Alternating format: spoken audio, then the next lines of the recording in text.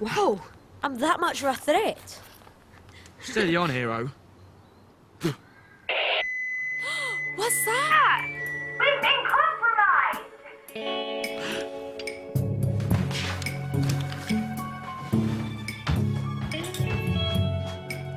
Maybe you should put new batteries in. Maybe we should get out of here. Go, go, go! Come on! Get down! Go ahead. I'll be okay. Are you insane? I don't know if you've noticed, but the pinks are after your blood.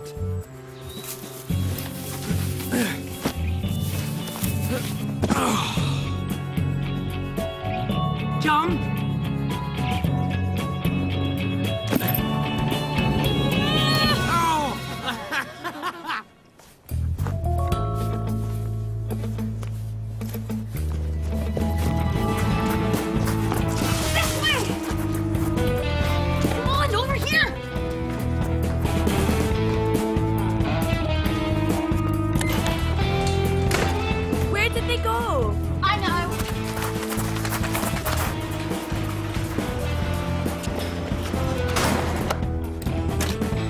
Deal with him later, but first we have to finish what we started.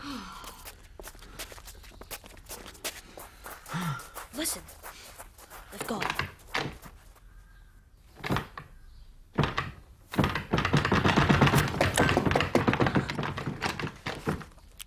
No signal. But we have to tell Quinn what April's doing before Herod gets in trouble. I know. Move. Red. I said move. Red. The door opens inwards. I tried to tell you. Have you got any better ideas?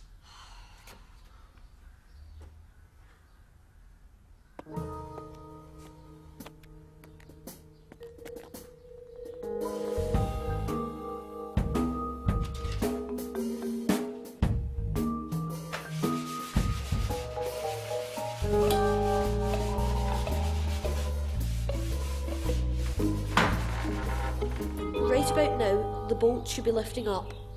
And now, sliding across. Yeah, the next thing I was gonna suggest was making a magnet out of a battery, spanner and wire.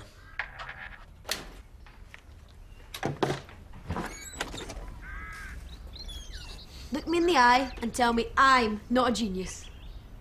You're not a genius. If anyone asks, we can say you opened the door, you know, if that'll make you feel better. We have to get out of here fast.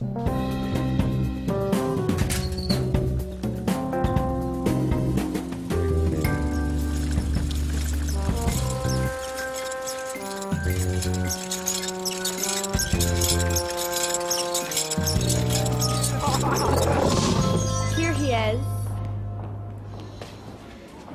Principal Quinn is a psycho, and like you didn't write it? Write it? I can't even read it. We better stall Quinn before she sees that. I agree it would be in Herod's best interest to be with his real family, but unfortunately Mr. Sharkey can't cope. And Herod should be placed with parents who can. Miss, you've got to come quick. It's Herod Sharkey. You won't believe what he's just done.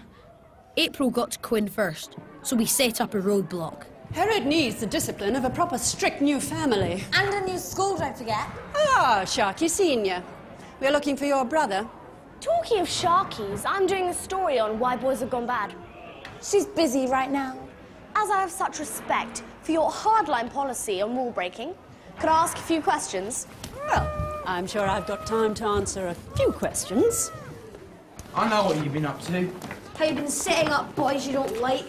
All I know is I hired you to find my lock of hair, and I'm yet to see it. Let's start with Johnny Pierce, accused of throwing Herod's kit bag up a tree.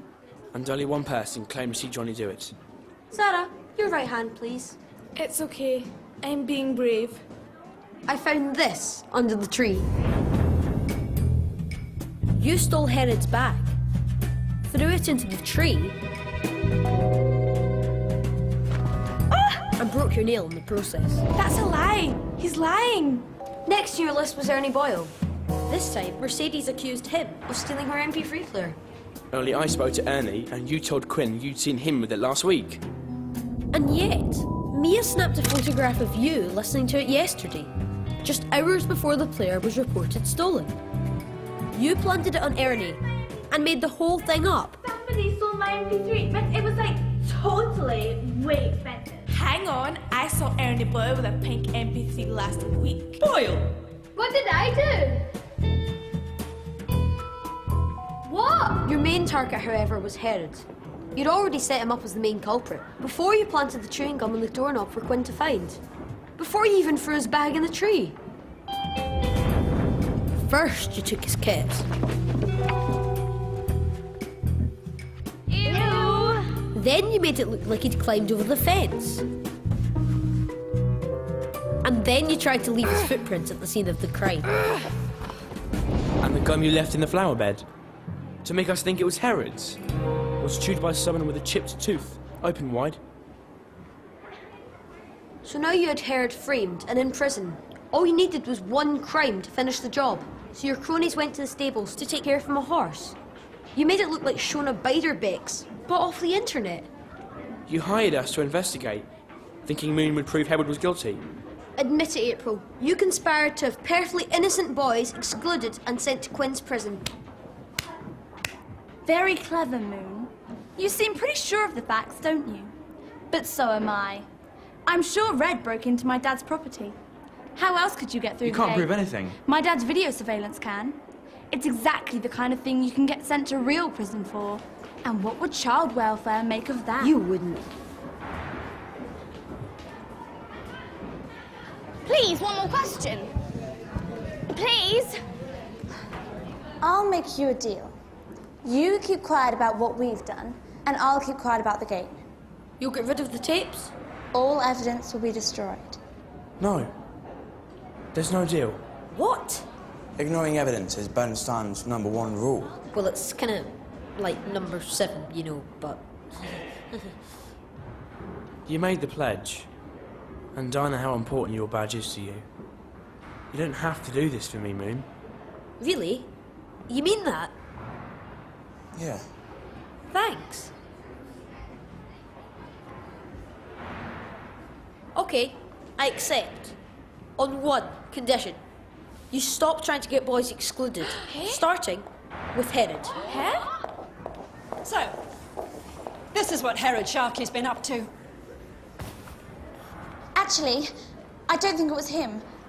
I just saw some other boys run off holding paintbrushes. And I'm so digging what you've done with your hair, miss.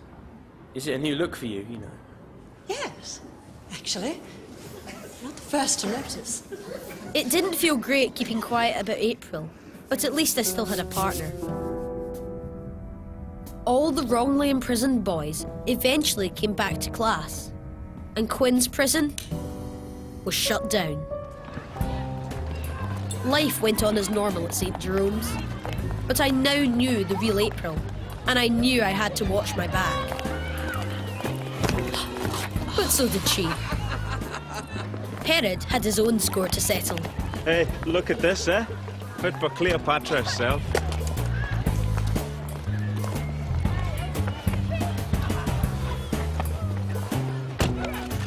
All right.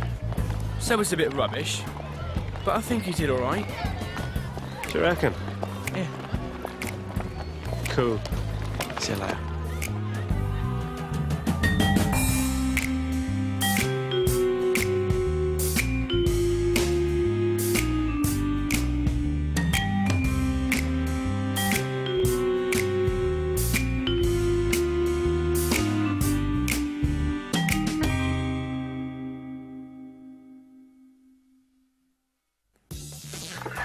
Over on the CBBC channel in 15 minutes is Am I High? Mucho interesting high. What? It doesn't mean that. What does it mean?